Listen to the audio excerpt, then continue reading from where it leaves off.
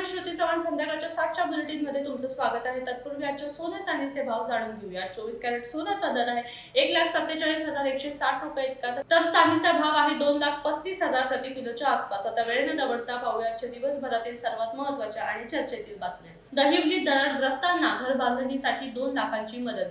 महसूल मंत्री चंद्रशेखर बावनकुळे यांनी दहिवली येथील दरडग्रस्त प्रत्येक कुटुंबाला घर बांधणीसाठी 2 लाखांची मदत मंजूर करण्याचे निर्देश दिले. भाजप नेते ॲडव्होकेट वैभव खेडेकर आणि आमदार प्रमोद जठार यांच्या पाठपुराव्यामुळे हा निर्णय घेण्यात आल्याचे सांगितले जात आहे. दिबा पाटील यांच्या नावासाठी जंतर मंतरवर आंदोलन. नवी मुंबईतील आंतरराष्ट्रीय विमानतळाला लोकनेते दिबा पाटील यांचे नाव देण्याच्या मागणीसाठी दिल्लीतील जंतर मंतरवर आंदोलन करण्यात आले. केंद्र आणि राज्य सरकारने जनभावनांचा आदर करून लवकर निर्णय घ्यावा अशी मागणी आंदोलकांनी केली आहे. नालासोपाऱ्यात चिखलमय रस्त्यामुळे नागरिक हैराण. नालासोपारा पूर्वेतील गावराई नाका परिसरातील सुमारे दीड किलोमीटरचा रस्ता पूर्णपणे चिखलमय झाला. पाऊस कमी झाला असला तरी खराब रस्त्यामुळे नागरिकांना जीव धोक्यात घालून ये-जा करावी लागत आहे. गुहागरमध्ये रॉडने हाणामारी व्हिडिओ व्हायरल. गुहागर तालुक्यातील शृंगारतळी येथे तरुणांच्या 2 गटात रॉडने हाणामारी झाली. घटनेचा व्हिडिओ व्हायरल झाला असून प्रकरणाचा तपास गुहागर पोलीस करत आहेत. स्मार्ट मीटर विरोधात आंदोलनाचा इशारा. खालापूर येथे शेतकरी कामगार पक्षाचा 79वा वर्धापन दिन पार पडला. यावेळी स्मार्ट मीटर विरोधात राज्यव्यापी आंदोलन आणि दिबा पाटील नामकरणासाठी लढा उभारण्याची घोषणा करण्यात आली. पिसवलीत साचले पाणी, नागरिकांचे हाल. कल्याण पूर्वेतील पिसवली परिसरात नाले सफाई अभावी मुसळधार पावसानंतर रस्ते आणि घरांमध्ये पाणी शिरले. प्रशासनाने तातडीने उपाययोजना करण्याची मागणी नागरिकांना दिली आहे. डोंबिवलीत झाड कोसळून 2 वाहनांचे नुकसान. डोंबिवली MIDCतील सुदर्शन नगर येथे झाड कोसळून 2 चारचाकी वाहनांचे नुकसान झाले. सुदैवाने जीवितहानी टळली असून धोकादायक झाडांचे सर्वेक्षण करण्याची मागणी नागरिकांनी केली आहे.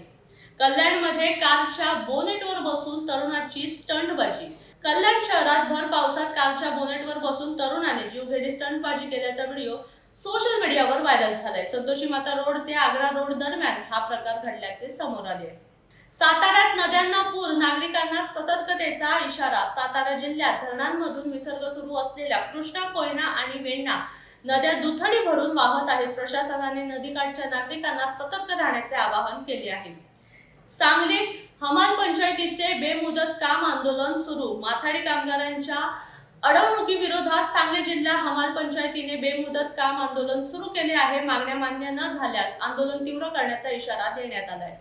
उल्हासनगरात हिट अँड रन, 2 तरुणी गंभीर जखमी. उल्हासनगरातील साईबाबा मंदिर परिसरात भरधाव कारने 2 तरुणींना धडक दिली. अपघातानंतर चालक फरार असून पोलिसांकडून त्यांचा शोध सुरू आहे. सदाभाऊ खोत यांची रत्नागिरीत विरोधकांवर जोरदार टीका.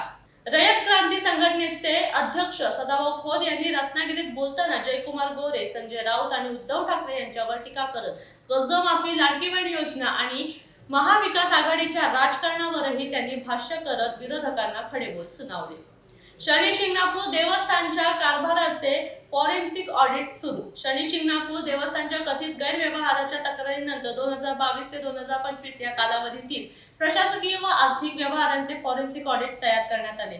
अनियमितता आढळल्यास संबंधितांवर कारवाई केली जाणार आहे. सानपाड्यात नवी मुंबईचे अद्ययावत मध्यवर्ती ग्रंथालय उभारणार. सानपाड्यातील नवी मुंबई महानगरपालिकेच्या 5 मजली मध्यवर्ती ग्रंथालयाची आमदार मंदाताई म्हात्रे यांनी पाहणी केली. ग्रंथालयाला डॉ. बाबासाहेब आंबेडकर यांचे नाव देण्यासाठी प्रयत्न करणार असल्याचे त्यांनी सांगितले. वाहतूक कोंडीमुळे ऑल द बेस्ट नाट्यप्रयोग 1.5 तास उशिरा. कल्याणच्या अत्रे रंगमंदिरातील ऑल द बेस्ट नाट्यप्रयोग कलाकारांची गाडी वाहतूक कोंडीत अडकल्याने 1.5 तास उशिराने सुरू झाला. कलाकारांनी प्रेक्षकांची माफी मागत खंत व्यक्त केली. अंबरनाथमध्ये पुराच्या पाण्यात मुलांचा धोकादायक खेळ. अंबरनाथच्या प्राचीन शिव मंदिर परिसरात मुसळधार पावसानंतर वाढलेल्या वालधुनी नदीच्या पाण्यात काही मुले पोहताना दिसली. घटनेचा व्हिडिओ व्हायरल झाला असून प्रशासनाने नागरिकांना सतर्क राहण्याचे आवाहन केले आहे.